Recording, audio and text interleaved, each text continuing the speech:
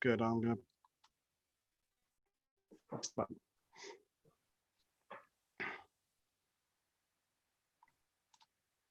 Good evening, folks. A little bit later than planned. Technical issues. It's blame it on the gremlins. I've been looking forward to this show. We had Sterling Hayden last night and his escapades in the OSS. Today we're going to the Netherlands, and my guest is Robert Matzen, author and biographer of various Hollywood stars. So good evening, Robert. Thank you for having me. It's great to be here. So, I mean, when you look at your website, you describe yourself as a biographer, but for a new style of writing. And it's not just about the person, it's about the historical context and what was going on around that person. So for people who think it's just a book about Audrey Hepburn, and it is Dutch Girl, her wartime exploit, it's also a history lesson about the Netherlands in World War II and what was going on generally in Europe. So, you know, just before we get into Audrey's life, your work on this book, it took you to the Netherlands, it took you to the archives. How long did it take you to get the finished manuscript? It depends on what you count, but basically this was a 3-year effort. About a year of background research, and then more than a year on the ground in the Netherlands and England and Germany. Wow. So that, I mean, that's pretty extensive. You know, I mean, I've got a collection of Hollywood biographies, and a lot of them, they're very fluffy. They're just selling, you know, list of films, list of anecdotes, and you know, they're interesting, but there's not much depth. So, you know, I appreciate you coming on and talking about it. So Audrey Hepburn, I mean, incredible life. And we're just going to focus on the few years of World War II, although we will touch on the effects to her life after war. But it's a complicated backstory because British passport, Belgium, the Netherlands, England, her before she even, you know, got to her teens, she'd lived in about 3 different countries. So, and her family setup was very complicated. So just to kind of frame off the show, just give us a bit of a rundown of the family situation, what was going on in the 1930s. Well, she comes from a very interesting family. The Van Heemstra's of the Netherlands were an aristocratic family that went back hundreds of years. And her ancestors had been involved in the formation of the government of the Netherlands. And her father was a British national and a supporter of Hitler. He was sort of a ne'er-do-well. He was thought of as a banker, but he wasn't really a banker. And he was a sort of a aristocrat wannabe. So he married Ella van Heemstra, Audrey's mother, thinking that it was that she had a lot of money and that it was going to get him into certain social circles. But that's not the way the Dutch aristocracy works at all. So because of her father's, Joseph Rustin's, interests, he got Audrey's mother, while Audrey was still like 4 years old, he got her interested in Adolf Hitler, in the resurgence of Germany, in Germany's comeback as really the first country that was staging a comeback from the Great Depression. And so they both became quite enamored of Hitler, who, as you know, he had a certain rock star cachet in 1934, right after he had come to power, and was not yet stained by what happened later. So they both went to the Netherlands, left Audrey in Oosterbeek, which of course is a town that we all know from later. In fact, where she stayed at the Van Heemstra home in Oosterbeek was next door basically to the Hotel Tafelberg. So that puts you right there. So that's where she was within what would become the battle zone of the Battle for Oosterbeek. And that's where she spent a good portion of the spring of 1935, when she was 5 years old. Ella's mother then went to Nuremberg for the rally in 1935 and was sort of chasing Hitler around. She was a Hitler wannabe, Hitler groupie. And so that is the basic background that Audrey Hepburn was dumped into as she began her conscious existence as, a 5, 6, 7, 8-year-old. It's with a father who became a German agent in the late 1930s and a mother who dated Nazis into the occupation of the Netherlands. And this is where I think other biographies would have just omitted that part of the story, because it's not the story we want to hear. We want to hear the resistance work, the Angel of Arnhem helping out the nursing and things. But the thing is, without this original story leading into the later story doesn't have the resonance. And we have to understand, as you said yourself there, that the Netherlands, Belgium in early 1930s Hitler was a different prospect to the people then than the Hitler we know of from our revisionists looking back at the Holocaust and the 6 million Jewish who were killed, 11 million people. We didn't know all that stuff then. So Hitler, as you said, it was all about the Autobahns and creating of a new system. And this is where the Netherlands gets very complicated, because they always felt they had this sort of special relationship with Germany, which didn't quite end up being the case, because Hitler doesn't keep his deals and what have you. But this backstory to me is the fascinating preface to the later story later on. And then,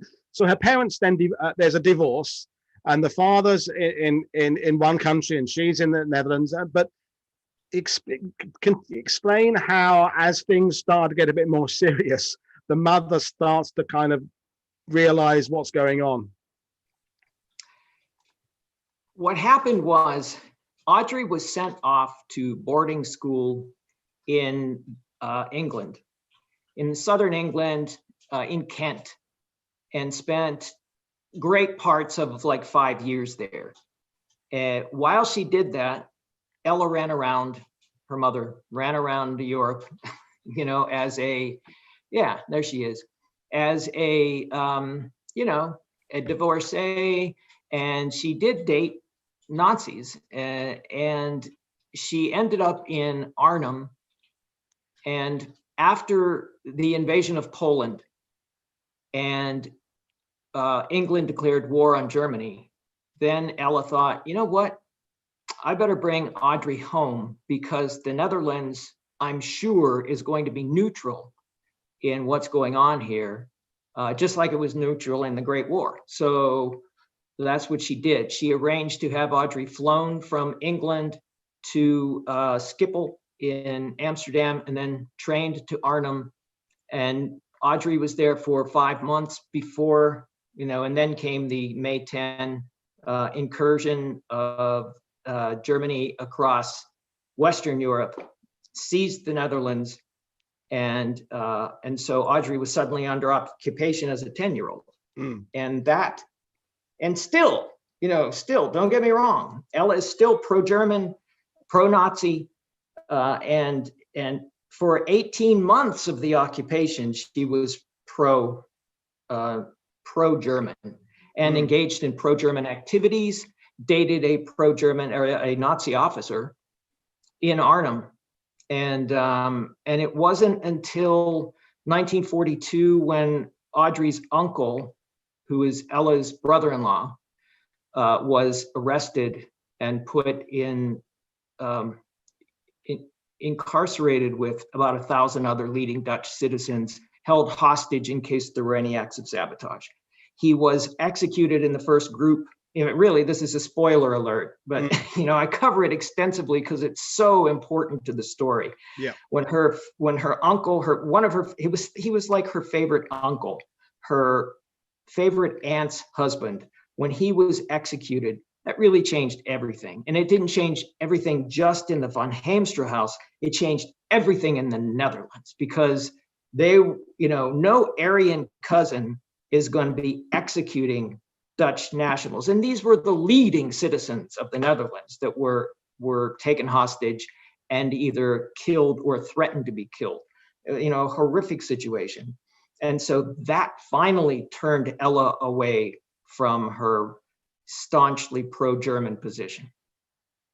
And that's, what fascinating. I mean, there's several things I want to go back on that. And the first thing is that it's difficult to imagine now that a Dutch person could imagine that the Netherlands would be safer than England. But we're now adding the information we knew about what was going to happen in the Netherlands later on. But at the time, bring in Audrey from England because you're worried about the bombing and about England in the war, and the Netherlands seemed the safer prospect. It seems crazy now, but at the time, making a decision, it all makes sense.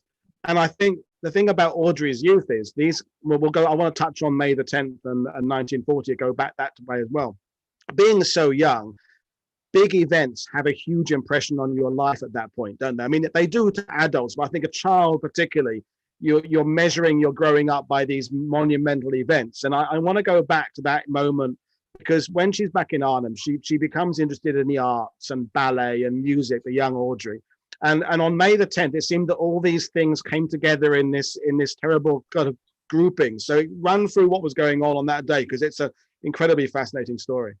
It really is. So Sadler's Wells Ballet from England, like the most famous ballet in England, goes on tour through the Netherlands. And it happened that on May 9th, the evening of May 9th, they performed at the Stad Schouwburg in Arnhem, which was located about 2 blocks from Audrey's apartment that she had with her mother and her brother.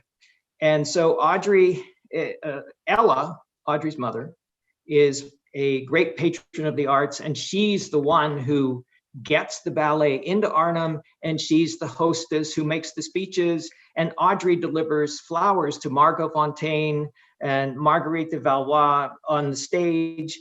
Robert Helpman is the principal dancer, and it's Audrey who hands flowers to these people who, as soon as the performance is over, they get in their trucks and they flee because they hear the Germans are coming. And the Germans came like mere hours. They only had that much time to get the hell out of Arnhem.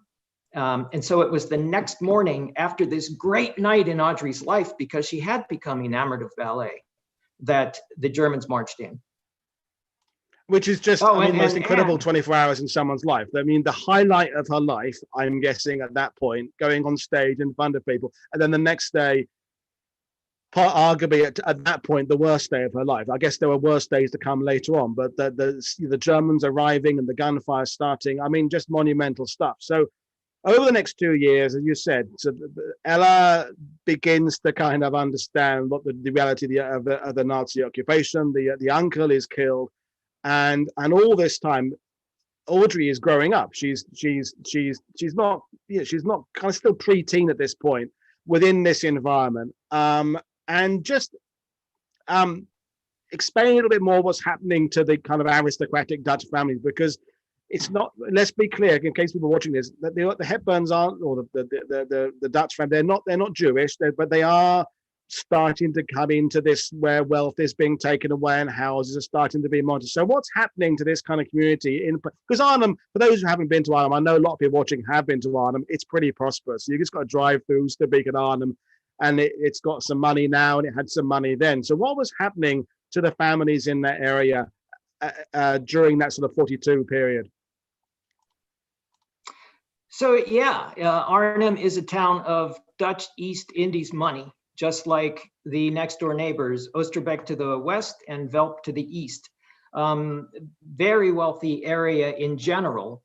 But as the Germans marched further and further into the Soviet Union, there was a greater and greater need for supplies and sucking resources from the Netherlands, of course, everywhere else, but the Netherlands was greatly affected, sort of month by month, by shortages and lack of fuel. And coal went from Dutch furnaces to German trains going east into the Soviet Union. So the squeeze was put on, and to be clear, the von Heemsters never had a lot of money. They were middle-class people. So it's not like the Germans confiscated a lot. That's not accurate. The Germans did not confiscate a lot of wealth from the von Heemsters because they didn't have it. And that was something that became clear to me through the papers in the Gelderland archives, which is, that's where Arnhem is, and that's where the archives are located for Gelderland. And so, these people were middle class to start out with, and so they didn't have a long way down to go. But that's typical of that kind of class, in that they're very good at concealing the fact they're not as well off as they think they are. They know how to dress well. They know how to give the impression of being wealthy. But actually, as we know in Britain and stately homes, and it's actually a lot more difficult behind the scenes to keep big properties going and what have you. So we've got to get to the Battle of Arnhem at some point. But before we get to that point, there's the various stages that go. And for anybody occupied in Europe, of course, the beginning of a hope that something is going to change is June the 6th and D-Day. And there's some parallels, you mentioned your book and what have you, and people talk about the parallels and between Audrey and Anne Frank, because they're a similar age, they're growing up in a similar part of the world. And Anne Frank, of course, expresses in her diary the joy of June the 6th in 1944. But of course, that joy was not going to get anywhere near the Netherlands for months, indeed, many months. So what were the notable kind of moments between 1940 and when you get to the Battle of Arnhem for young Audrey? Apart from losing the uncle, which of course we've kind of covered. One thing that we haven't touched on that's very important is that Audrey became the most famous ballerina in Arnhem in a very short period. She started dancing in 1940 and gave her first public performance in June or July of 1941. And she gave it at the Wehrmacht time, the German army cultural center in Arnhem, which she never discussed publicly. She never would say that she had done that. And she went on to give performances for like solid 2 more years to great acclaim. And she had made a name for herself. When she turned 15, she had to join the Nazi cultural collective and refused. That ended her professional, her public ballet career. And so at that point is when she became involved with the Dutch resistance for several reasons. Because she was still young looking, she was not suspected by the Germans. The Germans really gave short shrift to children. And so the Dutch, the very canny Dutch, used children to run messages, to deliver the underground newspapers, to feed pilots and flyers who were shot down over Arnhem. And that's what Audrey started to do. And she started to give ballet performances, what they called black performances, black evenings, to raise money for Jews in hiding all over Arnhem and Velp. It's a great story. How many hundreds of Jews were hiding in Velp, where Audrey and her mother moved to in 1942 after the death of her uncle. So the war spared the Arnhem area pretty well until Market Garden began, except for the fact that another thing that nobody ever really connected to Audrey Hepburn was the fact that the Dalen Air Base was right over the hill, and it drew a lot of attention right before Market Garden began. And all of a sudden there were a lot of planes in the air, and they bombed the hell out of Dalen and the Diogenes command center that was there, which really woke up the Dutch, including Audrey's family. Like, what's going on? Then the Germans were retreating through Belgium into the Netherlands, back toward Germany on this main route, which Arnhem was, right before Market Garden started. So, I mean, all these things are converging again in Audrey's life. And she's at this time working for the Dutch resistance. Yeah, and we're talking about the messages, and because I want to sort of focus on that a little bit, because the problem is all of us, when we think about certain roles, we kind of think of movie representations and messengers of the resistance. You kind of tend to think of France and rural France and isolated farms. That we're talking about a semi-urban part of Europe. And I did a shows back last year with Edwin and Joris in the Netherlands about Operation Pegasus, the evacuation of the surviving, and the network of houses that were hiding paratourism Arnhem was enormous over a huge area. And the same thing, as you'd said, had been happening in the years before with the Jewish families that were being hidden, the pilots were being hidden. So this is not just sort of one resistance unit in a wood somewhere. This is dozens and dozens, hundreds of connected organizations, houses, households that are doing their very best to move people around, move rations about. So that kind of job of sending messages, it's important and it's vital, and there's a lot of it going on because of just the sheer number, as I said, of things going on there. So, for those watching, I know a lot of you have been to Arnhem. It's going to be lots of people around all the time. You're on roads that can be used by the Germans, used by the Dutch. There's nowhere to hide. There's checkpoints. So. How much did Audrey write about this and tell you about this? I know you work with her son, and as you've hinted at already, she had an ability to kind of mention certain things, not mention other things, kind of a bit of smoke and mirrors around that part of her life. How did you connect all this together and find out what the truth was? Oh, just seemed to temporarily lost Robert. Oh, there we go. Yeah. Yeah. Did you get the question? I did not. You froze up. Okay. So the question is, how did you put together all this work that Audrey was doing during this time? Because she was very sort of careful to not be give all the in her memoirs about what was going on at that time. Lots of kind of smoke and mirrors. So how did you put together what her role was? That is where being on the ground in Arnhem and Velp came in very handy. She spent 3 years in Velp, which is this very wealthy suburb of Arnhem. It's adjacent to Arnhem. As I said, that's where she moved. And I managed to find people who knew her and knew the family. And in particular, 2 daughters of a physician, a house arts, as they call them, in Velp, who Audrey worked for, did volunteer work for, and he was the ringleader of the Dutch resistance in Velp.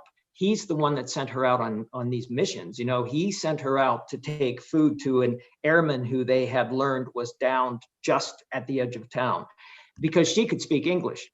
And so these 2, his name was Dr. Hendrik Visser te Hooft, and I know both of his daughters who are still alive. And that's where a lot of this came from, was they were like, oh yeah, we know the von Heemsters. Yeah, we know. They knew every house in town. They know every family in town, and they lived through the war. One of them told a story about spitting in a German helmet and then handing it back to the German soldier, when he came to their house to use the bathroom. Wow. That was their war. And they knew the von Heemsters and could piece together this story of exactly what she did in exactly what house in town. So there you go. Plus, there was some documentation in the Gelder's archive that was really helpful too, about the activities of the time. And that's just the most extraordinary part of the story. But we must come up to Market Garden, because I know a lot of people watching this that they're big fans of the discussions about the battle, and so we all know what the reasons for Operation Market Garden was. It was the seizing of the bridges into Germany to bring a swift end to the war. And we're not going to in this show talk about whether or not Montgomery was correct or not to launch the operation. That's been done to death. What we're going to talk about is particularly the focus on Audrey's role, which in turn is a window onto what's happening to the Dutch civilians. Because the thing about the Battle of Arnhem is, because there's this endless discussion of the mistakes and errors made by generals and commanders, there's not always enough focus on the hardships of the civilians who are in the middle of this thing, with it happening around them through their properties. So explain how and when the battle erupted around poor Audrey. I love this question. I love the questions you're asking, because the civilian viewpoint is underrepresented in all of the scholarship around Market Garden and around the battle for the bridge. And that is what I tried to infuse into Dutch Girl, whereas many often overlooked, never before published accounts by civilians of what their experience of the battle was, experience of civilians in Oosterbeek, who they were the first people to see parachutes in the air. But as far east as Velp, they saw parachutes in the air. Boys climbed onto their roofs so that they could see the falling parachutes at the landing zone on Ginkle Heath. which wasn't that far away. It's so flat. The sky was full of planes and parachutes on the first day of the operation. And the battle slowly came toward Velp.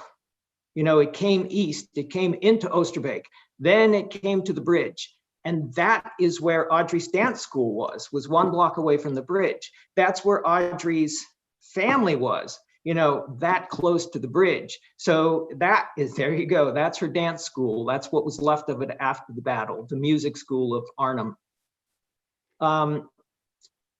Audrey's experience of the opening phases of the battle for Arnhem was the regrouping of the German army in Velp, the rushing of reinforcements through Hoofstraat, the main street in Velp, toward the bridge, the parking of tanks in front of her house, the marshaling of troops down her street, in her garden, going toward the battle.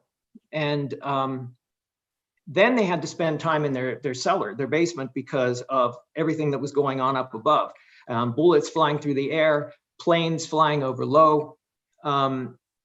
And by the first night, when Arnhem was burning, that was what she saw in the western sky. They talk in Velp about the western sky ablaze as Arnhem burned. Central Arnhem around the bridge burned for 2 nights. And she was there. And she helped tend wounded civilians that were streaming out of the battle zone and ended up in Velp. And then refugees streamed out of Arnhem into Velp. And Velp is close, it's a mile. We're talking a mile from the edge of the battle was where she was. And can you imagine that? That's Audrey Hepburn at age 15 is in the middle of the battle for Arnhem and the bridge. It's just spectacular. Plus her relatives. She had relatives in Oosterbeek. She had relatives in Arnhem, and she had relatives in Velp. All the way across the battle zone, she had people she knew and loved, and they were houses that she had grown up in. I mean, it's extraordinary. And it's nice that you said that my questions are good, because I do put a lot of work into prepping for these things, and I've been looking forward to this show immensely. And I went to Arnhem last November, November before, so 2019. I like the newer museum near the bridge now that does tell more civilian stories than there was in the past, because it's a very important aspect, and so much of a variety of stories. It depended where you were. As you say, Audrey's first particular memories were the German side, where others were right near the drop zone, just the parachute. So some are seeing it as a kind of, it's liberation, it's the end of the war, chocolate, candy, paratroopers. Other places, oh my God, the Germans are mobilizing with something else. So as a mile, it's close, and at the same time, it's a long way away in terms of the nature of the battle being very different in different places. That's as you drive, and I've toured the battlefield, you've toured the battlefield. You can go 500 yards, and the nature of the battle there is completely different to how it was 500 yards away. And any civilian account is important. And of course, that you mentioned again the fact she speaks English as well. So she, when there were Allied soldiers there, she could understand what's going on. She was obviously incredibly intelligent, was able to understand. And 15 is a incredibly everything is important. Your peak, I suppose, aren't you, mentally in some ways at 15? So again, how you say what she was doing, but did she ever really talk about this phase, or have you had to put this together through other people? She would talk about certain aspects of the war. She would talk about she talked a little bit about her experiences in Market Garden.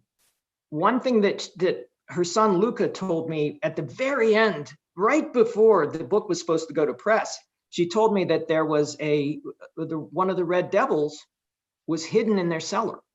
It was her proudest moment of the war, that one of the first airborne was distributed to the von Heemstra family to hide in the cellar after the battle, before they were all collected and left. And she fell in love with the guy. Here's one of our liberators, and we have him in our cellar. He was like a knight in shining armor to her, and this grimy, how grimy they were, and they went through hell. But that was her proudest moment in the war, and that's not something that she ever put in print. That's something she told her son.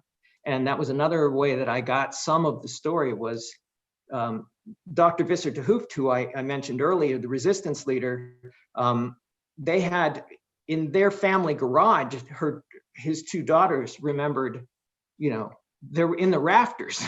They had, First Airborne hiding in the rafters. So, I mean, all over Velp were these guys. And that's, of course, where Dean Drummond was. And I was shown the house where he was, then the second house where he was, right in her neighborhood. So, yeah, I mean, this stuff it's oral histories in the Netherlands, and it's oral histories in the Hepburn family. And I love how these things connect the dots, because I did these Operation Pegasus shows. We were talking about Dean Drummond. We had Edwin, my expert there, had the map of all the different houses where other people had come from, and now we're connecting Audrey Hepburn to the story. And I wonder whether there was some para 20 years later who watched, Roman Holiday or Breakfast at Tiffany's. I vaguely recognized that guy. I'm sure I was in her cellar.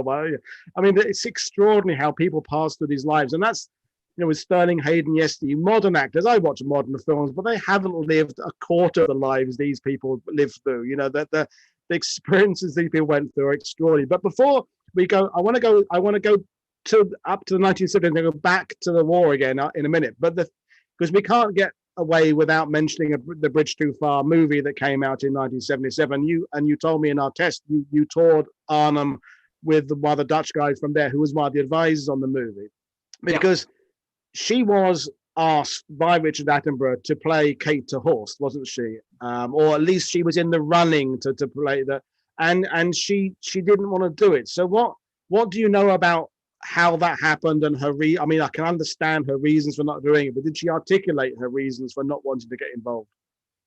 Yeah, she was given the script to play Kate de Horst, and she read the script, and she said she could not imagine, just like she said with playing Anne Frank, she could not imagine going back and reliving that experience. Once was enough for her. It was terrible enough for her. But the backstory there is she also didn't want to be asked questions about the war that she wasn't prepared to answer. And that included the role of her mother, the role of her father, and the fact she had danced for the Germans. She just didn't want to go there. And all of that, led her to a no decision. Even though, she liked money, she would have used it to help her sons, but it wasn't worth it. And that's fascinating. And it shows also how different we can, perhaps now 77 decades on, we can look back at the nuance a little bit more fairly than perhaps we could 30 or 40 years after the war. We can understand that people in the Netherlands and Belgium are kind of biding their time. I mean, I live in France. I live in normally the American visitors and British visitors here assume that all French people are either dirty collaborators or brave resistance workers. And the reality is 99% are just in the middle, kind of trying to survive, trying to keep their family alive, trying to feed their family, and they're gauging the situations they go along, and they're not committed. It's like the horrors of what's going on in politics now. They're extremists, but most of us sit in the middle somewhere. We just want a better world. But it's fascinating to think that she could have ended up in that movie. I mean, Liv Ullmann did such a great job as Kate de Horst, but it's interesting that never happened. But but going back to the war again, so she says there was a paratrooper in her own cellar. As we know, and if people don't know, you should know this, the next winter when the British are pushed back is a pretty horrible one for everybody in the Netherlands. So what were her experiences over those next few weeks and months when things got very bad? Yeah, it got very bad in a number of ways. The Germans cut off food to the entire Netherlands. That's one thing. V1s started flying over because they were shot from just east of Velp.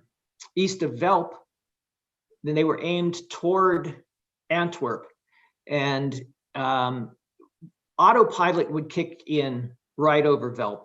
And boy, the stories that they tell of when autopilot kicked in and these things veered out of control, which they did so often, and they came down on Velp. And one of them came down just 2 blocks from Audrey's house, and she and her family, ran to this house that was destroyed and 6 children killed. I met one of the surviving children.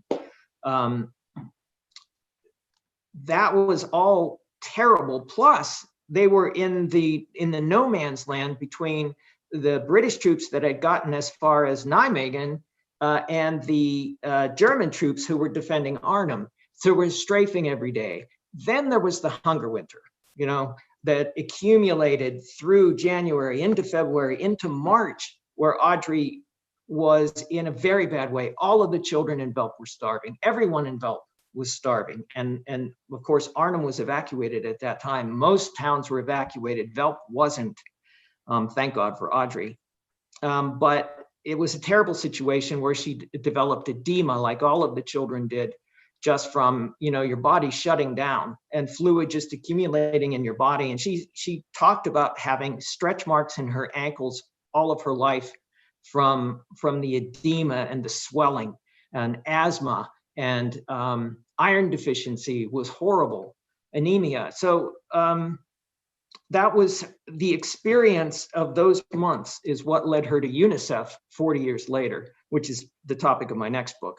Yeah, and we'll touch on that later. And of course, she's going through all of this at 15 years old, when your body, as a growing woman, needs everything to build and grow. And she suffered health implications the rest of her life because of that period of malnourishment, as of course did many Dutch people and Belgian people. It was a horrific winter, and the flour made out of tulip bulbs and all the other kind of stuff they were going through there, which sounds impossible today. We've only got to go to those Dutch museums and look at the examples of the rations they were getting there, and the 500 calories a day if you were lucky, stuff through that whole winter. And it was just an awful time for everybody. And Audrey would have been there in the thick of it, which is incredible. But there is an end to the war coming. Explain the last few events as we get towards peace, and then another journey begins with we'll cover in a minute. We'll do the Anne Frank and everything and UNICEF. But how did her war end? There were some really key moments. I don't know how much, if you've ever done a show on Hans Alban Rauter, the SS leader of the Netherlands, who lived a few blocks from Audrey's house. He was ambushed north of Arnhem by the resistance, and that set off reprisals, and it led to 100 executions just north of Arnhem at the spot where he had been ambushed. And Audrey was among a group of women and girls who were rounded up to send to Germany, and she escaped by the skin of her teeth. Which is another thing that would connect her to Anne Frank, because it was the Green Police that rounded Audrey up. And she did manage to escape because she was a smart girl. She was an athlete. And even though she was, in a bad way, she still was able to get out of a very bad situation. That was in March. And then April was when the final battles for Velp happened, when German ground troops and the Canadians, Canadian polar bears, slowly made their way toward Velp. They liberated Arnhem on 15 April, and then they liberated Velp on 16 April. And it was, the cacophony that you can imagine it would be, with tanks and explosions and small arms fire and machine gun fire. And on the 16th, the morning of the 16th, they had been in their cellar for days, and it got quiet. And Audrey is the one from the family who just crept up the stairs, and she said she stuck her head out the door, and she thought they were Tommies, but they were Canadians, because they wore the same uniforms. She was surrounded by men with guns, machine guns, Sten guns, pointed right at her. And when they heard an English voice, everything changed. But it was a really tense moment. That was her moment of liberation, was at gunpoint. Yeah, which is, it's not the way you want to have it. You want to have it with the flowers and the chocolates and things like that. And it, just an extraordinary moment there. So I want to backpedal a bit, because one of my regular viewers, Martin Harley, who supports me on Patreon, he wanted you to address your view of the Mickey Burns story. So Mickey Burns, for those who don't know, prisoner in Colditz, the famous, infamous prisoner of war camp, or the castle for the escapers. So as with all these things, it's one of those stories that it does the rounds on the internet. But from your point of view, from your research, can you tell me your version of the story, please?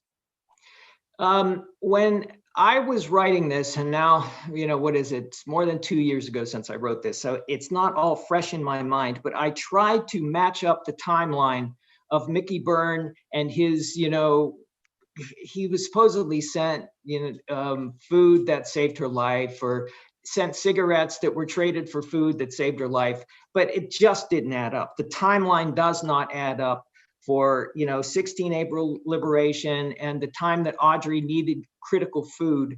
She needed critical food in March, and the food that saved her life came from Sweden. It did not come from Mickey Byrne. That just doesn't work. They were family friends. Ella knew Mickey Byrne from the 1930s because Mickey Byrne went to Munich to meet Hitler too. Yeah. That's before he had a dramatic conversion. So I'm sorry, but the timeline of that apocryphal story of Mickey Byrne basically saving Audrey's life doesn't work. I mean, it doesn't. I mean, there were parcels being sent. There were. He was involved in parcels going to people that needed it. She was receiving parcels from people who were sending it. It's just, I think it's a case of separate stories becoming one because it makes for a good story. Right. But Martin is back now, so and it was he's on YouTube. He's saying it was drugs is the particular thing, medication that was going through. But anyway, and as far as you're concerned, the dates just don't quite add up. No, plus Audrey was connected to the Ziekenhaus Velp. The Velp Hospital was the center of resistance activity. And I even knew the name of the doctor who treated her for anemia. I mean, so she had what she needed from the hospital in Velp. She didn't need Mickey Byrne to do that either. Okay, well, we'll draw a line under that and move on. So thank you very much for answering. I hope Martin's happy. He's back from the fish and chip shop. He's just come back. So this is the end of the war, but it's not the end of Audrey's experiences and connection to the war. Just like in my show yesterday about Sterling Hayden, it carried on through because in his case, PTSD and alcoholism and things like that. So Audrey, we know her as this incredible gamine actress of these incredible movies, but charity and causes and doing work for humanity became something that she was interested in very, very early. I mean, it wasn't in the latter part of her life, which we have the photos of her touring. It was immediately as the war was over, she starts work on these things there. So I know that's a subject of your sort of part 2 of the biography, but just a little bit about the background of her motivations and what she was getting involved in. Yeah, so in 1946, Audrey and Ella moved from Velp to Amsterdam so Audrey could resume her dance career. And they happened to live in the same house as the editor who was working on, there they are in London in the late 40s. The editor who was working on Het Achterhuis, Anne Frank's diary. And so Audrey read it before it was published. She read it in Dutch in the original, manuscript. And it destroyed her, and it led to a closeness with Anne Frank. So that's one story that really kept going all the way till 1990, this strange association of Anne Frank and Audrey Hepburn and the parallels between them. They were born 6 weeks apart, and they were both born in a different country and then ended up Dutch girls, and it just went on and on, a really kind of crazy parallelism. But your question was about her humanitarian work, which was a direct result from 2 things. One, her experiences in the war, and the other, the Dutch noblesse oblige, really obsession. Even though they were middle-class aristocracy, they really did believe in helping others. And she took it to really the nth degree. And she decided when she retired from the screen to raise her 2 sons, all of a sudden, her one son's in Hollywood and he's in his mid-20s, and her other son is in his mid-teens and he's off to college. I got time on my hands. I got to do something, and I want it to be important. And that's how she ended up in UNICEF, to such a degree, with such an obsession to help others who were in her position, that she killed herself. I mean, she drove herself to death on behalf of UNICEF, which is the point of this new book. Working with Luca, it was Luca's idea. You know, he knew his mother had killed herself doing this, and he thought it was a story that deserved to be told. And so that's what he and I have been working on for the last year plus. I've heard you say in previous interviews that, you know, Luca, Audrey's son, has become the brother from another mother that you never had. You know, you two have become incredibly close on this, which has enabled you to go deeper and into more of the background and reasoning behind than just a list of dates. So it's to our readership's benefit that you've established this relationship. And I mean, do you think any of, I don't want to kind of put words in your mouth, but do you think any of this was kind of a guilt, this Anne Frank parallel? Anne Frank, you know, didn't survive the war. Audrey did survive the war. She went on to great success. She had some wealth. Was there survivor's guilt? There was. I think I even used that term in either Dutch Girl or the new one, survivor's guilt. In general, I'm not sure how much survivor's guilt drove her to specifically to UNICEF work, but I know it guided her in every interaction related to Anne Frank. I mean, and she had this, I mean, ability to connect with everywhere she went. I mean, there are interviews on YouTube where she speaks, of course, flawless English, Flemish, French, Italian, bits of Spanish, you know, incredible Renaissance woman. And everybody kind of claims her. Americans, no, she's one of us. And the British, no, she's one of us. Yeah, she's Dutch, she's French, she's Belgian, she's the world's. I sent, you know, and I was making the joke to my other half Mag, is that my stepdaughter Madeline, who's 20, she's been an Audrey Hepburn fan all her life. This is the one show of mine she will absolutely, definitely watch. She watches other ones as well. This will be the one she's babysitting right now, but she will watch it later on catch up, because there's something about Audrey Hepburn that's timeless, that young girls, and probably not just girls, are drawn to her as they are drawn to Anne Frank. And that's an interesting parallel again, is that people view them in the same ways, or similar ways, which is extraordinary. So, you know, she never made it. We're going back to war films again. She never made a war film. I mean, always the closest one, I suppose, had a World War II connection, but she was an angel in that. But she didn't go down that route. It's hard to, you know, put things back. The war obviously was something she lived with for the rest of her life. Mm-hmm.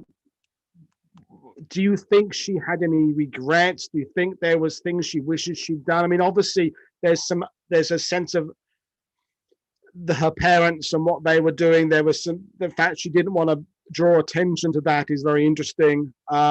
If she'd lived longer, perhaps she would have been able to embrace that better.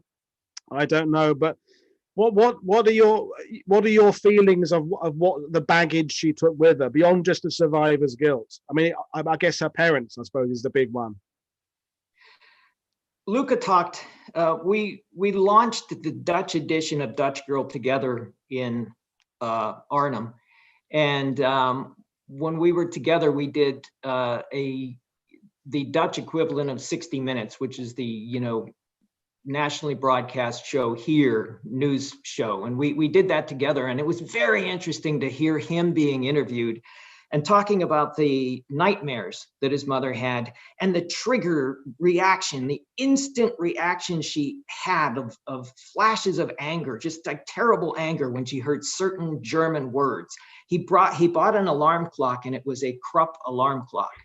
And she went off, and he's like 10 years old, and he thought he was doing this great thing because it was going to allow him to wake up and get to school. And she freaked out, and she said, "How could you?" And she ran upstairs and slammed the door. And he's like, "What'd I do?"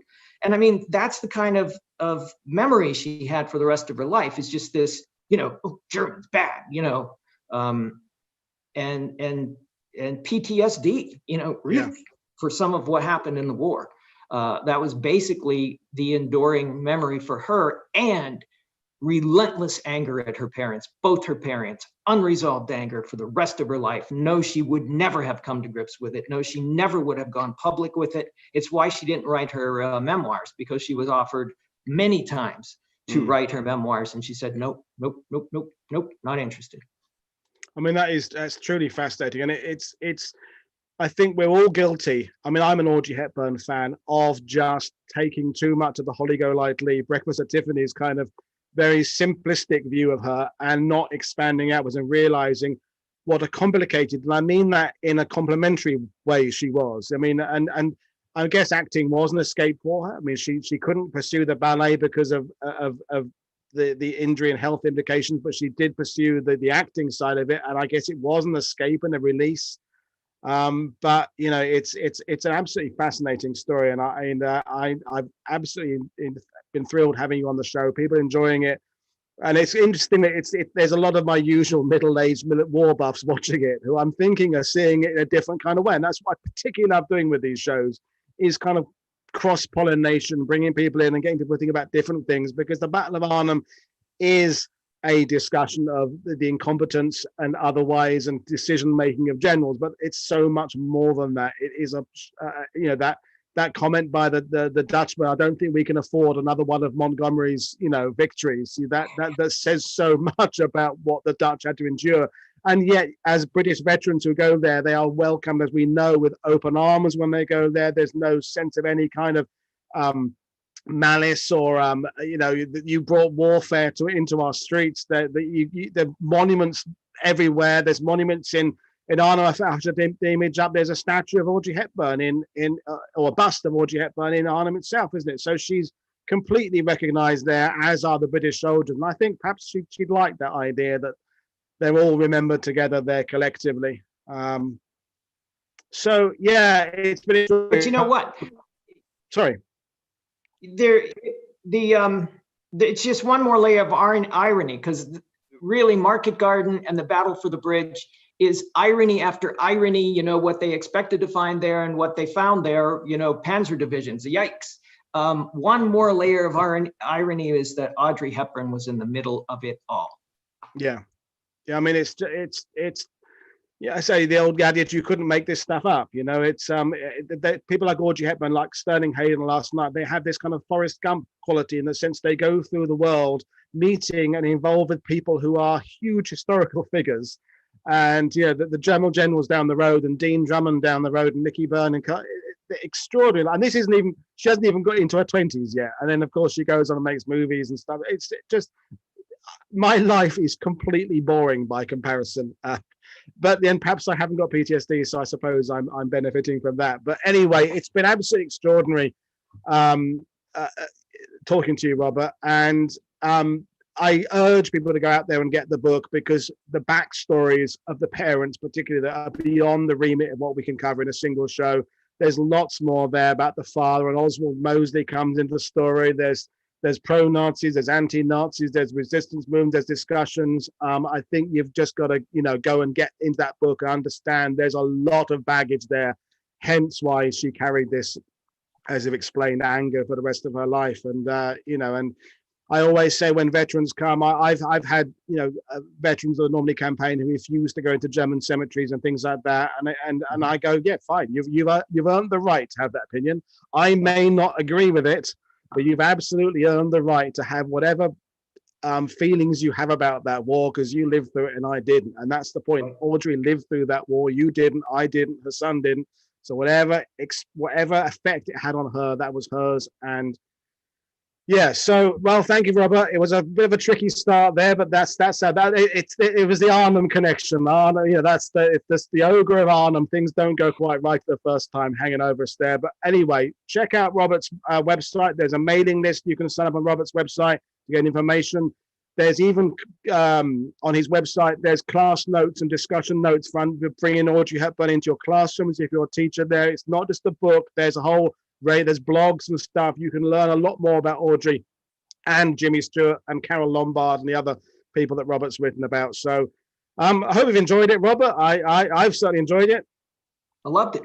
And yes, for those watching, I've got a couple of days off. Our next show is Tuesday. We've got Carole Schultz-Vento talking about her father, who was Arthur Dutch Schultz, the character played by Richard Vane in The Longest Day. Another story of a man who went through the war and suffered huge demons. And Carole wrote a book about how her father and his descent into PTSD. So it seems to be a bit of a thread at the moment of the suffering beyond the war. as well as the suffering during the war. So anyway, thank you very much. Don't forget to click subscribe, sign up with us on Patreon so you get more shows coming up, sign up for notifications, spread the word, tweet, retweet, go on Facebook, check out our website, and please, as I say, check out Robert's website. So thank you very much. It's been an absolute pleasure talking to you, Robert. I will have you on again, and perhaps we'll do something about Audrey again, or we'll do Jimmy Stewart at some point, because I don't think I told you, I did meet Jimmy Stewart years and years ago. I was about 10. I met him at an air show in England, and it was really one of those amazing moments of my life. This tall guy that just towered over me.